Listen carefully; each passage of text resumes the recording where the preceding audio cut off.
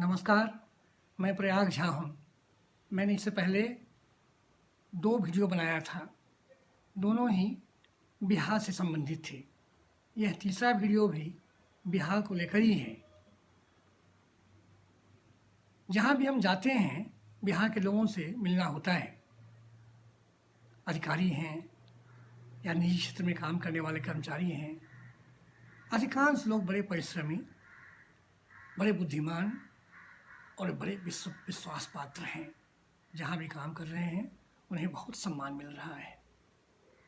तो प्रश्न उठता है कि बिहार अपने आप क्यों इतना पिछड़ा है, उसकी हालत क्यों इतनी दयनीय है। जब देश के अन्य राज्य तरक्की कर रहे हैं, समृद्धि चारों तरफ आ रही है, तो बिहार क्यों नहीं तरक्की कर रहा है। इस विषय में मैंने सोचा। मुझे लगता है कि बिहार के लोग अभी भी नौकरी को बहुत ज़्यादा महत्व देते हैं, विशेषकर सरकारी नौकरी को। बच्चे को जान जी लगाकर परिश्रम करने के लिए उत्साहित करते हैं कि सरकारी नौकरी प्राप्त कर लो, किसी भी तरह से कोई सरकारी नौकरी मिल जाए। जीवन का लक्ष्य वही बन गया है। उसके आगे उनका कोई योजना उनकी नहीं है, उनकी सोच नहीं है। अब एक उदाहरण ले लीजिए। एक व्यक्ति किसी गांव का पढ़ लिख कर आईएएस अधिकारी बन जाता है और वहाँ से उसकी पोस्टिंग किसी दूसरे स्टेट में हो जाती है। बहुत ऊंचे पर वो काम करता है, बाद में सेवानिवृत्त होकर वो वहीं रहने लगता है। दूसरा एक आदमी जो पढ़ाई में उतना तीव्र बुद्धि नहीं था, लेकिन साहस था उसको, उसने बाहर निकलकर सूरत में एक व्यापार शुरू कर दिया, छोटी दुकान ले ली। कुछ समय में उसने अपने अन्य संबंधियों को बुला लिया। दुकान बड़ी होती गई, व्यापार बढ़ा और कई लोगों को बुला लिया।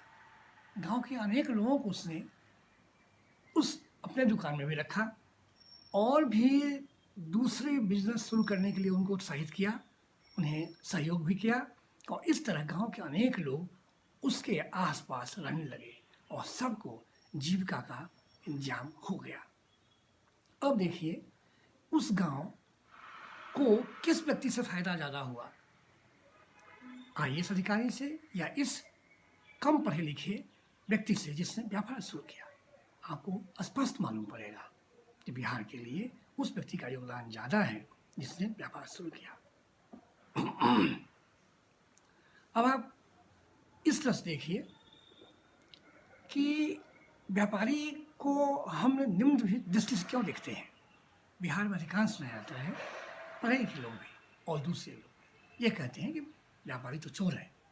अब बताइए, व्यापारी रोजगार देता है, व्यापारी धन अर्जित करता है, सरकार को टैक्स देता है, व्यापारी चंदा देता है और उसी व्यापारी से सरकारी अधिकारी रिश्वत लेते हैं।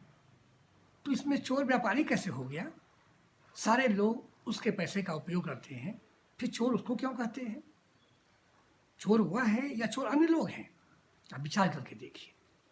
मुझे लगता है व्यापारी को सम्मान की दृष्टि से देखा जाना चाहिए, क्योंकि वह धन अर्जित करता है, जिस सरकार को टैक्स मिलता है, सरकार समाज की व्यवस्था में सुधार होती है, देश विकसित होता है, उसके चलते लोगों को रोजगार मिलता है और संपत्ति चारों तरफ फैलती है, जीविका मिलती है लोगों को, और वह चंदा देकर समाज को कई तरह से सिंचित करता है।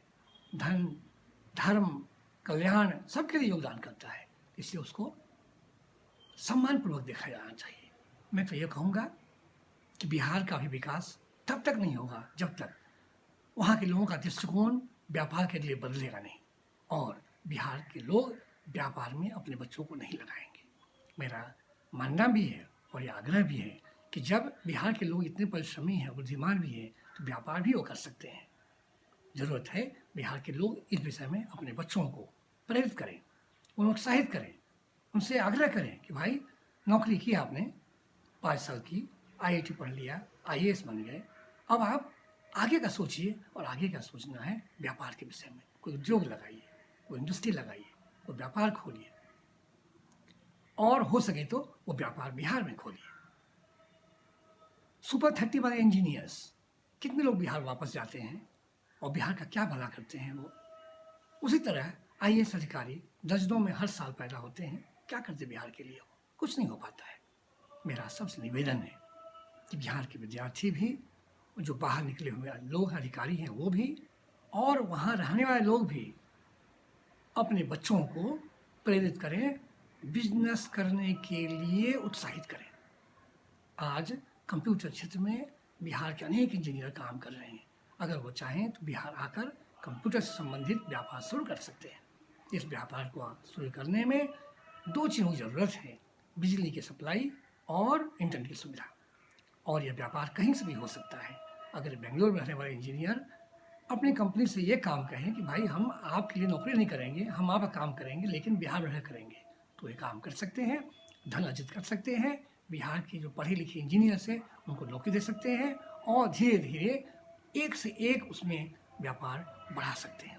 आगे का समय व्यापार का समय है, वाणिज्य का समय है, नौकरी वालों का समय नहीं है, वो समय खत्म हो रहा है।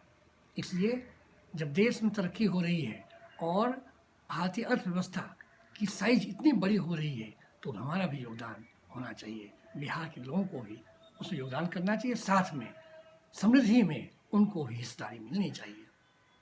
व्यापार का धन कितना हो सकता है इसका अंदाज़ा एक उदाहरण देकर बताता हूँ। संपत अपराध सिंह बिहार के व्यक्ति थे जिन्होंने 70 के दशक में छोटा व्यापार शुरू किया दवा बनाने का, और धीरे धीरे वो कंपनी बढ़ती गई। आज उस कंपनी का बाजार में मूल्य 40,000 करोड़ है। उस कंपनी में 60% हिस्सेदारी उस परिवार की है। आप सोच सकते हैं कि उस परिवार के धन की कीमत आज के दिन में करीब 24,000 करोड़ है। और यह कीमत जो है, यह धन है, वो नियम पूर्वक कानूनी तौर पर कमाया हुआ है, इसमें कोई काला धन नहीं है। तो व्यापार के में असीमित संभावनाएं हैं, बहुत बड़ा भविष्य है। बिहार के लोग सजग हो जाएं, बच्चे को व्यापार की ओर प्रेरित करें, इसी से बिहार विकास होगा, बिहार समृद्ध होगा, वहाँ के लोगों के पास संपत्ति आएगी। धन्यवाद, नमस्कार।